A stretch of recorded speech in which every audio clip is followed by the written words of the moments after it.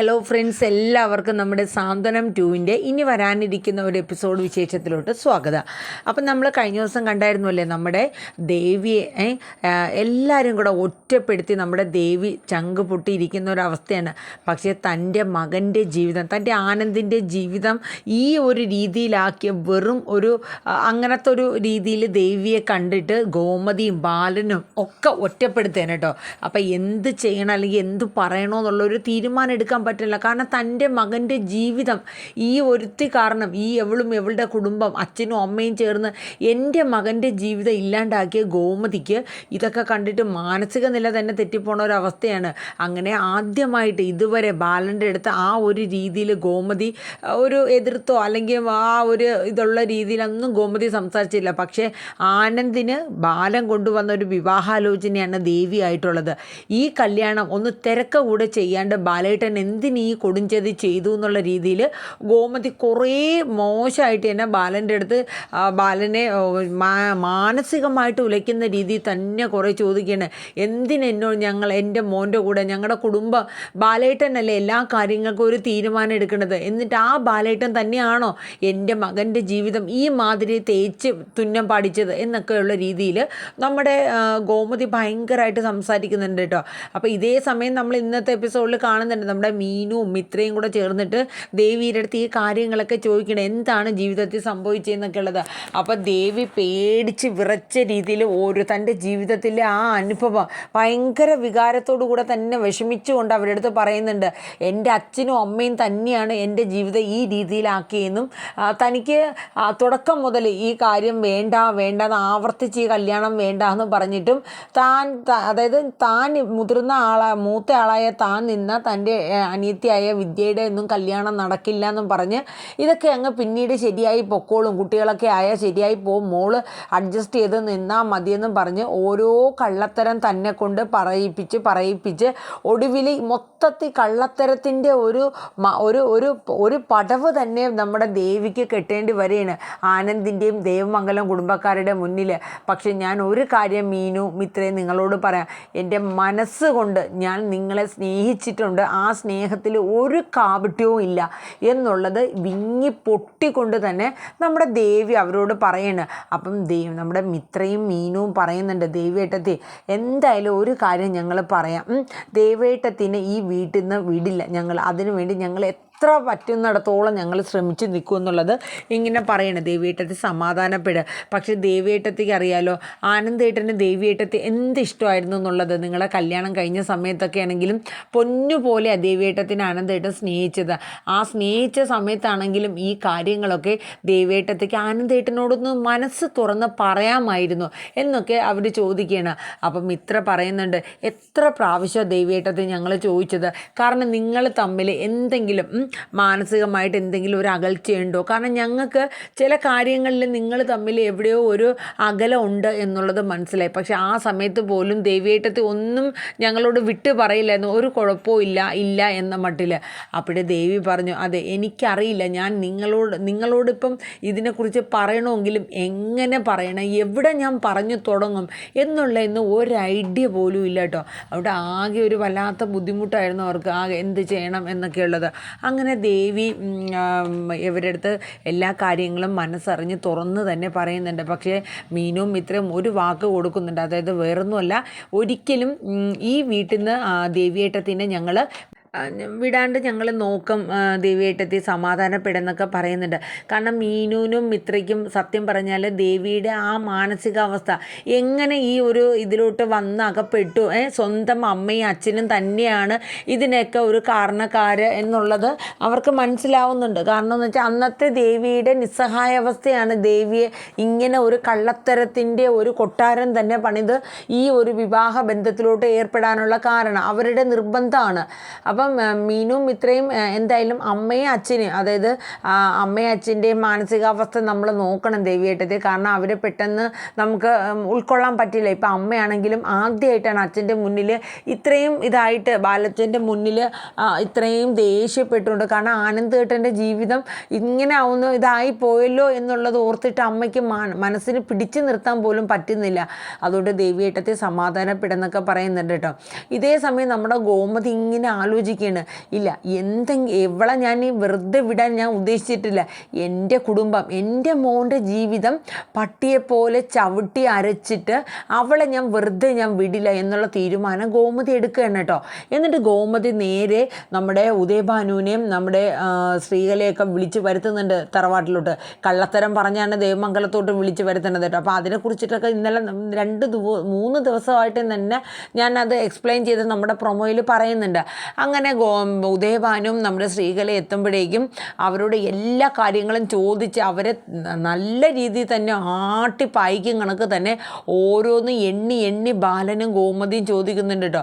അപ്പോഴും ഉദയഭാനു ഓരോ കള്ളത്തരങ്ങൾ പറയണം. ഇത് കേട്ട് നിന്ന ആനന്ദിന് സഹിക്കാൻ പറ്റാണ്ട് കയ്യിൽ കിട്ടുന്ന ഒരു ഫ്ലവർ വേഴ്സിൻ്റെ അതെടുത്ത് അടിക്കാനായിട്ട് നോക്കുന്നുണ്ട്. അപ്പോൾ എല്ലാവരും കൂടെ കയറി പിടിച്ച് ആനന്ദിനെ സമാധാനപ്പെടുത്തുകയാണ്. കാരണം ആനന്ദിൻ്റെയൊക്കെ മനസ്സിൻ്റെ താളം തെറ്റിപ്പോവുകയാണ്. അതായത് മറ്റുള്ളവരുടെ മുന്നിൽ എൻ്റെ അച്ഛനെ ഒരു കുറ്റക്കാരനാക്കി നിർത്തിയ കുടുംബം, എൻ്റെ ജീവിതം, ഇനി ഞാൻ എന്താണ് എൻ്റെ ലൈഫ്, എൻ്റെ ജീവിതം, എന്തെല്ലാം സ്വപ്നങ്ങൾ കണ്ടിട്ടാണ്. ഒരു ആൺകുട്ടിക്ക് ഒരു പെൺകുട്ടിക്ക് മാത്രമല്ല സ്വപ്നങ്ങൾ അവളുടെ ജീവിതത്തെക്കുറിച്ച്. ഓരോ ആൺകുട്ടികൾക്കും അവരുടെ ജീവിതത്തെക്കുറിച്ച് അതിൻ്റേതായ കാഴ്ചപ്പാടുകളും സ്വപ്നങ്ങളും ഒക്കെ നെയ്തുകൂട്ടി തന്നെ അവരും മുന്നോട്ട് പോകുന്നത്. അതേ കാഴ്ചപ്പാടും ആ ഒരു കരുതലും തന്നെയായിരുന്നു ആനന്ദിൻ്റെ ജീവിതത്തെക്കുറിച്ചും. പക്ഷെ അതെല്ലാം തൻ്റെ ജീവിതം ഇതോടുകൂടി നഷ്ടപ്പെട്ടു പോയില്ലേ, തനിക്ക് ഇനി എന്താണ് മുന്നോട്ടുള്ള ജീവിതം എന്നൊക്കെയുള്ള പല ചിന്തകളായിരുന്നു ആനന്ദിന്. അങ്ങനെ ദേവിയുടെ കാര്യത്തിൽ ഗോമതി ഒരു തീരുമാനം തന്നെ എടുക്കുകയാണ്. അതായത് ഉദയഭാനുവിനെയും അതുപോലെ നമ്മുടെ ശ്രീകലയും വിളിച്ച് അവരുടെ കൈകളിൽ ദേവിയെ ഏൽപ്പിക്കുകയാണ്. കാരണം ഒറ്റയ്ക്ക് ഇവളെ ഈ വീട്ടിൽ നിന്ന് പടിയിറക്കി വിടുകയാണെങ്കിൽ ഇവളെന്തെങ്കിലും കടുങ്കൈ ചെയ്യും. അങ്ങനെ വന്നാൽ എൻ്റെ കുടുംബം തന്നെ വീണ്ടും അതിൻ്റെ പിന്നിലും തൂങ്ങേണ്ടി വരും എന്നുള്ള ബോധ്യമുള്ളത് കൊണ്ടാണ് അവരെ വിളിച്ച് എല്ലാ കാര്യങ്ങളും തുറന്നടിച്ച് ചോദിച്ച് നാണം കെടുത്തി തന്നെയാണ് ദേവമംഗലത്ത് നിന്നും അവരെ പറഞ്ഞു വിടുന്നത് കേട്ടോ. അപ്പം ആദ്യം ഗോമതി നമ്മുടെ ഉദയഭാനുവിനെയും ശ്രീകലേനെയും പിടിച്ച് പുറത്ത് തള്ളയാണ്. ഇറങ്ങിപ്പൊക്കോണം ഈ വീട്ടിൽ, മേല നാണം കെട്ട് ഈ വീട്ടിനകത്ത് ഇനി കയറി പോകരുതെന്ന് പറഞ്ഞിട്ടാണ് പുറത്തോട്ട് തള്ളി വിടുന്നത് കേട്ടോ. ആ പുറത്തേക്ക് തള്ളി വിട്ട ശേഷം പിന്നീട് കാണിക്കുന്ന സീനെന്ന് പറയുന്നത് ദേവിയെ പിടിച്ച് പുറത്താക്കുകയാണ്. പക്ഷേ ദേവി എത്ര കാല് പിടിക്കാൻ പറ്റുമോ അത്രയും ഗോമതിയുടെ കാല് പിടിച്ച് കരഞ്ഞപേക്ഷിക്കുകയാണ്, എന്നെ പുറത്താക്കല്ലേ എന്ന രീതിയിൽ. പക്ഷെ അതൊന്നും കേൾക്കാൻ കൂട്ടാക്കല്ല കേട്ടോ. അവർ ഗോമതി വലിച്ചെഴച്ച് തന്നെ ഇവർ അച്ഛൻ്റെ അമ്മയുടെ ഒപ്പം തന്നെ മോളെയും കൂടെ അങ്ങ് പറഞ്ഞയക്കുകയാണ് കേട്ടോ. പിന്നെ എന്ത് ചെയ്യണമെന്നറിയില്ല, ദേവി അവിടെ കിടന്ന് നിലവിളിക്കാനായിട്ടോ. അപ്പോൾ ഈ സമയത്ത് കൃഷ്ണമംഗലക്കാരൊക്കെ വന്ന് നോക്കുന്നുണ്ട്. അടുത്ത വീട്ടിലൊക്കെ ഒച്ചയും ബഹളവും ഇത് കേൾക്കുകയാണ് കേട്ടോ. അങ്ങനെ കൃഷ്ണമംഗലക്കാർക്ക് മനസ്സിലായി, രാജശ്രീക്കും അച്യുതനും ഭയങ്കര സന്തോഷമുണ്ട്. കാരണം ആ ദേവമംഗലത്ത് പടക്കം പൊട്ടി തുടങ്ങിയിട്ടുണ്ട്, വേണം, എൻ്റെ മകനെ ഇത്രയും കഷ്ടപ്പെടുത്തിയതാണ്, അവൾക്കും അവളെ കുടുംബത്തിന് ഇത് തന്നെ വേണം. അച്യുതനും രാജശ്രീക്ക് ഇത് തന്നെയായിരുന്നു. പക്ഷേ ഇന്ദിരാമ്മയ്ക്കും നന്ദിതയ്ക്കൊന്നും അങ്ങനെയല്ല കേട്ടോ. കാരണം ദേവിയുടെ ജീവിതത്തിൽ എന്തോ പാളിച്ച വന്നു എന്നുള്ള കാര്യം അവർക്ക് മനസ്സിലാവേണം. ഒരു പെൺകുട്ടിയല്ലേ, എന്താണ്. പക്ഷേ ഇത്രയും ക്രൂരമായിട്ട് ഗോമതി പെരുമാറണമെങ്കിൽ ദേവിയുടെ ഭാഗത്ത് നിന്നും അത്രയ്ക്കും വലിയൊരു തെറ്റാണ് ഉണ്ടായിരിക്കുന്നത് എന്നുള്ളത് അവർക്ക് ബോധ്യമായി കേട്ടോ. അങ്ങനെ അവർ കതവടച്ച് പൂട്ടിയിടുകയാണ് കേട്ടോ ദേവമംഗലം. എന്നിട്ട് ഗോമതി പറയുന്നുണ്ട്, ഇനി ആ ദേവിയെന്ന് പറയണവൾ ഈ പടിയിൽ നിന്ന് ഇറങ്ങിപ്പോയല്ലാണ്ട് ഒരാളും പുറത്തേക്ക് ഇറങ്ങണ്ട എന്നും പറഞ്ഞ് ഗോമതി ഡോറ് ലോക്ക് ചെയ്തങ്ങ് ഇടുകയാണ് കേട്ടോ. അപ്പോഴേക്കും മീനും ഇത്രയും പറ്റാവുന്ന കണക്ക് ഗോമതിയുടെ അടുത്ത് പറയണം, അമ്മേ തെറ്റ് പറ്റിപ്പോയ അമ്മേ, ക്ഷമിക്കമ്മേ, നമ്മുടെ ദേവിയേട്ടത്തില്ല, മിണ്ടിപ്പോകരുതെന്നും പറഞ്ഞ് ഗോമതി അവരെയൊക്കെ അങ്ങോട്ട് ഒടിച്ച് മടക്കണ സീനാണ് കേട്ടോ കാണിക്കുന്നത്. അത് കഴിഞ്ഞ് ദേവി അവിടെ കിടന്ന് കരയണം. അപ്പോഴേക്കും നമ്മുടെ ഉദയഭാനും അതുപോലെ ശ്രീകലയും പറയുന്നുണ്ട്, ഒരു കണക്കിന് നീ ഇവിടെ ഇങ്ങനെ കരഞ്ഞുകൊണ്ടിരിക്കുമ്പോൾ ചിലപ്പോൾ കുറേ കഴിയുമ്പോൾ അവർക്കൊരു അനുകമ്പയൊക്കെ വരും, അതുകൊണ്ട് നീ ഇങ്ങനെ എന്നെ ഞങ്ങൾ പോവാ എന്ന് പറയണം. അപ്പോഴേക്കും ദേവിക്ക് സഹിക്കാൻ പറ്റുന്നില്ല, മതിയായില്ലേ രണ്ടെണ്ണത്തിനും, ഇവിടെ നിന്ന് ഇറങ്ങി പോകാവോ, എൻ്റെ ജീവിതം ഇതുപോലെ ആക്കി തന്നിട്ട് ഇപ്പം ഈ ഒരു കൊടും ചതിയും കൂടെ ചെയ്ത് നിങ്ങൾക്ക് സമാധാനമില്ല, നിങ്ങളൊക്കെ ഒരു അച്ഛനാണോ, നിങ്ങളൊരു അമ്മയാണോ, നിങ്ങൾ എന്തിനാ എന്നെ പ്രസവിച്ചേ എന്നൊക്കെ ചോദിച്ച് ദേവി ക്രൂരായിട്ട് എന്നെ അവരുടെ അടുത്ത് സംസാരിക്കാനായിട്ടോ. അവർക്ക് അവരെ മുന്നിൽ ഒന്നുമില്ല, അവർക്ക് അവരെ അപ്പോഴത്തെ കാര്യം അല്ല, സ്വന്തം ഒരു മോളുടെ ജീവിതമാണ് ഇവിടെ ഈ പടിവാതിലിൽ കിടക്കുന്നത്. ആ ഒരു വിഷമോ സങ്കടമോ ഒന്നുമില്ല, അവർക്ക് അപ്പം കണ്ട കണക്ക് അങ്ങ് ജീവിക്കുക എന്നുള്ള ഒരു ഇത് മാത്രമേ ഉള്ളൂ കേട്ടോ. അങ്ങനെ ആകെ എന്ത് ചെയ്യണോ എന്നൊന്നും അറിയാണ്ട് അവർ ആകെ വിഷമിച്ച് നിൽക്കുകയാണ്. ആ സമയത്ത് ഉദയഭാനും ഉദയഭാനും അതുപോലെ തന്നെ നമ്മുടെ ശ്രീകലയൊക്കെ പോകുന്ന സമയത്ത് നമ്മുടെ ദേവി അവിടെ തന്നെ ആ പടിവാതിലിൽ ഇരുന്ന് ഇങ്ങനെ സങ്കടപ്പെടണം കേട്ടോ. ആ സങ്കടപ്പെടുന്ന സമയത്ത് നമ്മുടെ അലോക് ഇതെല്ലാം കണ്ടുകൊണ്ട് നിൽക്കുകയാണ്. അലോക് സത്യം പറഞ്ഞാൽ ഇപ്പോൾ ഒരു സങ്കടമുള്ള ഒരു മൈൻഡിലും ഒരു വല്ലാത്ത ഒരു ഇതാണല്ലോ. അപ്പോൾ അലോക് ആലോചിക്കുകയാണ്, പണ്ട് ഞാൻ അതായത് കുറച്ച് നാൾ മുന്നേ ആണെങ്കിലും ഈ ദേവിയോട് ഒരുപാട് ക്രൂരതകൾ ചെയ്തിട്ടുണ്ട്. ഞാൻ കാരണമാണ് അവരുടെ കുഞ്ഞ് നഷ്ടപ്പെട്ടത്. സത്യം പറഞ്ഞാൽ ഞങ്ങളുടെ ബന്ധം എടുത്ത് നോക്കണമെങ്കിൽ എൻ്റെ ഏട്ടത്തിയായിട്ട് വരേണ്ട ആളാണ് അവർ. അവർക്ക് എന്തോ ഇത്രയ്ക്കും ബുദ്ധിമുട്ടായിട്ടുള്ള എന്താ അവിടെ സംഭവിച്ചത്, ഞാനൊന്ന് പോയി തിരക്കി സംസാരിച്ചാലോ. അപ്പോൾ അലോക് ആലോചിക്കണം, ഞാൻ പോയാൽ അവർക്ക് ഇഷ്ടപ്പെടുമോ? കാരണം ഞാൻ ചെയ്ത ക്രൂരതകൾ ഓർക്കുമ്പോൾ അവർക്കൊരു പക്ഷേ ഒരു സങ്കടവും ദേഷ്യവും ഒക്കെ എന്നോട് കാണിക്കും. എന്നാലും സാരമില്ല. അങ്ങനെ അലോക് ദേവമംഗലത്തിലെ ആ ദേവി ഇരിക്കുന്ന സ്ഥലത്തോട്ട് ചെല്ലുകയാണ് കേട്ടോ. ദേവി കിടന്ന് കരയാണ് കേട്ടോ. ആരെയും പുറത്ത് കണ്ടില്ല. അപ്പോൾ അലോക് ചോദിക്കുന്നുണ്ട്, അതെ ഞാൻ നിങ്ങളോട് ഒരുപാട് തെറ്റ് ചെയ്തിട്ടുണ്ട് ദേവിയേട്ടത്തി, പക്ഷേ നിങ്ങൾ അത് മനസ്സിൽ വെക്കരുത്. ഇപ്പോൾ എന്താ നിങ്ങൾക്ക് സംഭവിച്ചു, ഇത്രയേറെ ബുദ്ധിമുട്ട് വരാൻ എന്താ കാരണം? ഞാൻ എന്തെങ്കിലും സംസാരിക്കണോ? നീ ഒന്നും സംസാരിക്കണ്ട, നീ എന്നോട് മിണ്ടണ്ട എന്നൊക്കെ ഉള്ള രീതിയിൽ ദേഷ്യപ്പെട്ടാണ് ദേവി അലോകിൻ്റെ അടുത്ത് സംസാരിക്കുന്നത്. പക്ഷേ അലോക് മനസ്സറിഞ്ഞ് തന്നെയാണ് അലോക് ദേവിയെ സഹായിക്കാനായിട്ട് വന്നത്. ഞാൻ ചെയ്ത തെറ്റ് എത്രത്തോളം വലുതാണെന്ന് എനിക്കറിയാം ദേവിയേട്ടത്തി, പക്ഷേ ഇത്രയേറെ വിഷമിക്കുന്നതിൻ്റെ കാര്യം എന്താണെന്നെങ്കിലും ഒന്ന് പറയാവോ എന്ന് ചോദിക്കുക. ഒന്നും പറയണ്ട, എൻ്റെ ജീവിതത്തിൽ എന്ത് സംഭവിച്ചാലും അത് നീ അറിയുകയും വേണ്ട, നീ പറയുകയും വേണ്ട, നീ അതിനായിട്ട് ഒന്നും ചെയ്തും തരണ്ട എന്ന രീതിയിലൊക്കെ ഇങ്ങനെ പറയും കേട്ടോ.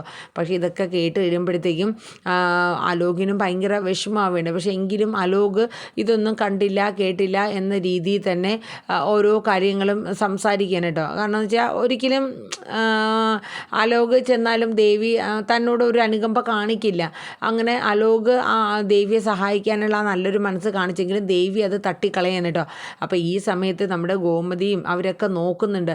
കാരണം എന്തെന്ന് വെച്ചാൽ ദേവി അവിടെ നിന്ന് എഴുന്നേറ്റ് പോയിട്ടുമില്ല, നമ്മൾ പുറത്തോട്ട് ഇറങ്ങിയില്ല. അപ്പോൾ എന്തായാലും കുറച്ച് കഴിഞ്ഞിട്ട് അവൾ പോകും എന്നുള്ളൊരു തീരുമാനത്തിലാണ് ദേവി നമ്മുടെ ഗോമതിയൊക്കെ ഇരിക്കുന്നത് കേട്ടോ. അപ്പം ഗോമതി ഒരു തീരുമാനവും കൂടെ നമ്മുടെ ഉപദേവഭാനുവിൻ്റെ അടുത്തും നമ്മുടെ ശ്രീകലയുടെ അടുത്തും പറയുന്നുണ്ട്. അതായത് വേറൊന്നുമല്ല, എന്തായാലും ഒരാഴ്ച അല്ലെങ്കിൽ 2 ആഴ്ചയ്ക്കുള്ളിൽ തന്നെ നിങ്ങൾക്ക് ഒരു ഡൈവേഴ്സ് നോട്ടീസും കൂടെ ഞങ്ങൾ അയച്ചു തരുമെന്ന് പറയുന്നുണ്ട്. അപ്പോഴേക്കും ശ്രീകല ഫയർ ചെയ്തായിരുന്നു കേട്ടോ. അങ്ങനെ അയക്കാനേ എൻ്റെ മോളും കൂടെ വിചാരിക്കണം നിങ്ങൾക്ക് ഡൈവോഴ്സ് കിട്ടണമെങ്കിൽ എന്നും പറഞ്ഞ് വെല്ലുവിളിച്ചിട്ടാണ് അവർ പോയിക്കണത് കേട്ടോ.